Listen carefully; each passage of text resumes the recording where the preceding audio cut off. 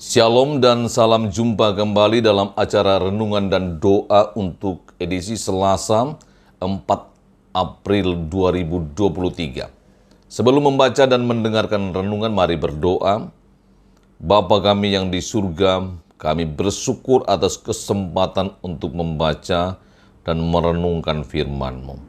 Roh Tuhan memampukan kami untuk memeliharanya. Di dalam nama Tuhan Yesus Kristus kami berdoa. Amin. Bacaan hari ini dari kitab Injil Markus pasalnya yang ke-10 ayat 32 sampai 34.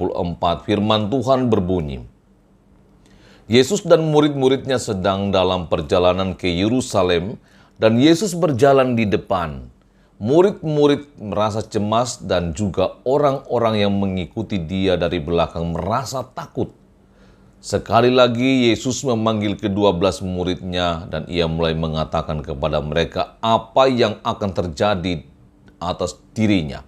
Katanya, sekarang kita pergi ke Yerusalem dan anak manusia akan diserahkan kepada imam-imam kepala dan ahli-ahli Taurat dan mereka akan menjatuhi dia hukuman mati. Dan mereka akan menyerahkan dia kepada bangsa-bangsa yang tidak mengenal Allah. Dan ia akan diolok-olokkan, diludahi, disesah, dan dibunuh. Dan sesudah 3 hari ia akan bangkit. Amin. Saudara-saudara yang dikasihi Tuhan, rasa takut dan cemas adalah sesuatu yang wajar dan manusiawi.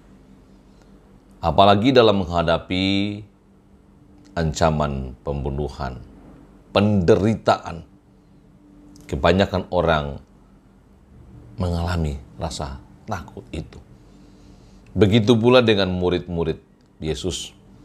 Ketika Yesus dalam perjalanan menuju ke Yerusalem, di saat Yesus menyampaikan ia akan mengalami penderitaan di sana, akan diludahi, diolok-olok, bahkan dibunuh. Murid-murid itu menjadi takut. Dan itu manusiawi. Walaupun para murid memahami hal itu, namun sebagai manusia mereka tetap mengalami yang namanya rasa takut dan cemas. Karena mereka juga berpikir, kalau saja kepada guru mereka melakukan perbuatan-perbuatan itu, apalagi mereka sebagai murid. Dan ini dipahami sangat oleh Yesus, keadaan yang dialami oleh murid-muridnya. Sehingga ia menguatkan mereka bahwa penderitaan yang akan terjadi bukanlah akhir dari segalanya.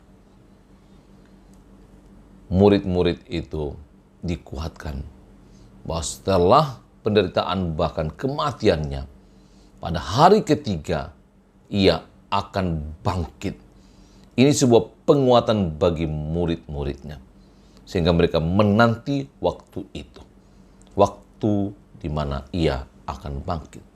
Saudara-saudara yang dikasihi Tuhan, sebagai murid-murid Yesus dan kita yang percaya kepadanya, kita mendapat kekuatan bukan karena pada kematiannya saja, tapi pada kebangkitannya yang menjamin kebangkitan kita yang percaya kepadanya.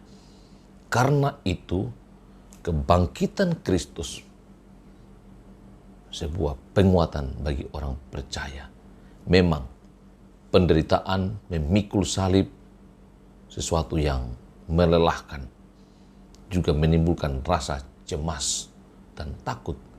Tetapi kebangkitan Kristus memberi kekuatan kepada kita, semangat untuk terus menjalani hidup ini.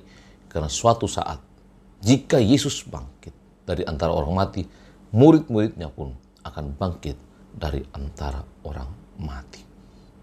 Amin. Mari berdoa. Terpuji Engkau Tuhan yang memberi kekuatan kepada kami, semangat. Yesus yang bangkit telah menjamin kehidupan orang percaya juga akan bangkit dari antara orang mati. Tuhan memberkati kami semua. Hamba-Mu ini berdoa untuk semua sahabat renungan dan doa, warga jemaat Telobatua, keluarga hamba-Mu yang mengikuti renungan dan doa, atau siapapun. Tuhan berkati dan berkati keluarga. Setiap kami, lindungi. Engkau selalu menuntun di jalan hidup kami. Setiap usaha, pekerjaan yang berkenan kepada Tuhan, Engkau membuatnya berhasil. Yang lanjut usia, yang lemah, yang sakit menahun, kami mohon kekuatan, ketabahan, dan kesabaran untuk menjalani hidup mereka. Yang dirawat di rumah sakit seperti Bapak Lewi Raba Payung Tasik. Juga Asaria, cucu dari Bapak Simon Toratu di rumah sakit Primaya. Kami mohon pertolongan Tuhan, pemulihan dari Tuhan, sehingga mereka boleh keluar dengan keadaan sehat. Juga menopang saudara kami Nyonya Asriati Mataru, yang jika Tuhan berkenan hari Rabu 5 April akan menjalani operasi sesar untuk menerima karunia indah dari Tuhan, yaitu seorang anak. Tuhan berkati proses, dan Tuhan berkati para medis yang akan mengambil tindakan operasi. Kami berdoa untuk saudara-saudara kami yang bergumul karena duka cita. Ibu Agustina Senobua di sektor 3 yang berduka cita karena ponakannya Fani Emba Tuhan telah panggil. Kuatkan dan hiburkan. Begitu pula Bapak Yohanes Bantong yang berduka cita karena ibunya di kampung Tuhan panggil. Tuhan kuatkan dan hiburkan. Juga melindungi saudara kami mamanya Dini yang ke Toraja, dan jika dalam perjalanan pulang Engkau menyertai dia, menguatkan dan menghibur. Lindungi kami dan keluarga hamba-Mu, seluruh jemaat. Tuhan berkuasa. Orang-orang yang tekun berdoa kepada Tuhan karena keyakinan akan iman mereka kepada Allah di dalam Yesus Kristus, Tuhan bentengi. Saudara kami Egel, tapi Tuhan tetap beri kesabaran, dan Tuhan juga berkuasa memulihkan dia dari penyakit yang diderita.